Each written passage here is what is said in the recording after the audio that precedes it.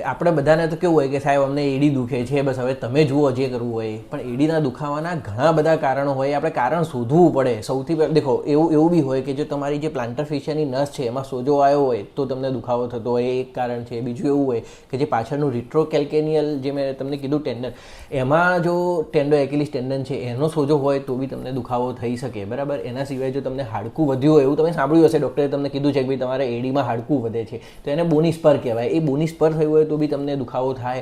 જો તમારી ગાદી જે ફેટ પેડ કહેવાય એ ગાદી પતલી થઈ ગઈ હોય, એની એટ્રોપી થઈ ગઈ હોય તો બી તમને સખત દુખાવો થાય. તમે દવા લો તો તમને મટે ના. એના સિવાય ત્યાં આગળ કોઈ નર્વ કમ્પ્રેસ હોય તો તમને પગમાં ઝંઝનાટીને એવું થતું હોય, એવો દુખાવો હોઈ શકે.